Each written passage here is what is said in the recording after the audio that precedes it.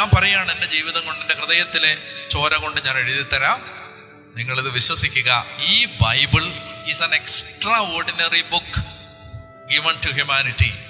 This is something so exceptional, so unique, so extraordinary that no book ever written in the universe can replace this particular book given by God. ദൈവം തന്ന ഈ ഗ്രന്ഥത്തെ മറികടക്കാനോ അതിന് പകരം വെക്കാനോ മറ്റൊരു ഗ്രന്ഥം ഈ ഭൂമിക്കില്ല.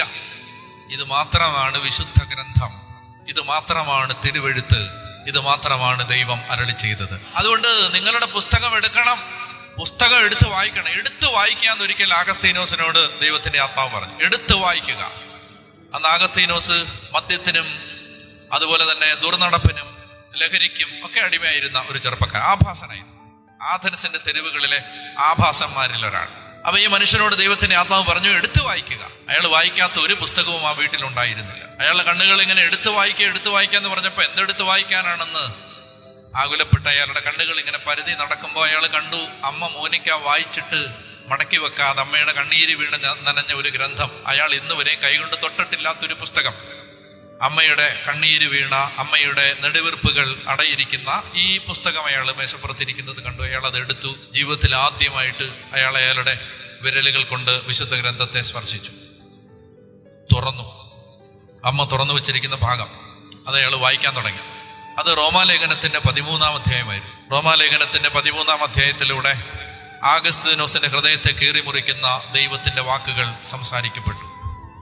റോമാലേഖനം 13-ാം അധ്യായം 11 മുതലുള്ള വാക്യങ്ങൾ, റോമൻസ് 13:11 ഓൺവേർഡ്സ്, ഇതെല്ലാം ചെയ്യുന്നത് കാലത്തിന്റെ പ്രത്യേകതകൾ അറിഞ്ഞുകൊണ്ട് വേണം. നിദ്ര വിട്ട് ഉണരേണ്ട മണിക്കൂറാണല്ലോ ഇത്. എന്തെന്നാൽ ഇപ്പോൾ രക്ഷ നമ്മൾ ആരും പ്രതീക്ഷിച്ചിരുന്നതിനേക്കാൾ കൂടുതൽ അടുത്തെത്തിയിരിക്കുന്നു. രാത്രി കഴിയാറായി, പകൽ സമീപിച്ചിരിക്കുന്നു. ആകയാൽ നമുക്ക് അന്ധകാരത്തിന്റെ പ്രവൃത്തികൾ പരിത്യജിച്ച് പ്രകാശത്തിന്റെ ആയുധങ്ങൾ ധരിക്കാം. പകലിന് യോജിച്ച വിധം നമുക്ക് പെരുമാറാം. സുഖലോലുപതയിലോ മദ്യലഹരിയിലോ അവിഹിത വേഴ്ചകളിലോ വിഷയാസക്തിയിലോ കലഹങ്ങളിലോ അസൂയയിലോ നിങ്ങൾ വ്യാപരിക്കരുത്.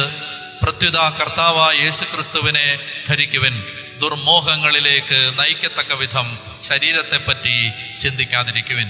ഈ വാക്യങ്ങൾ അദ്ദേഹം വായിച്ചപ്പോ അദ്ദേഹത്തിന്റെ ഹൃദയത്തിലേക്ക് ദൈവവചനമാകുന്ന വാൾ തുളച്ചു കയറി.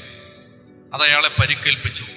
അതാണ് വിശുദ്ധ ആഗസ്തീനോസിലേക്ക് നടന്ന ഒരു ദൂരം നടന്നു തീർക്കാൻ അദ്ദേഹം ആരംഭിക്കുന്ന ഒരു യാത്ര തുടങ്ങുന്നത് എവിടെയാണ്? വിശുദ്ധ ആഗസ്തീനോസിലേക്കുള്ള ദൂരം. അത് തുടങ്ങുന്നത് ഒരു ദൈവവചനത്തിൽ നിന്നാണ്.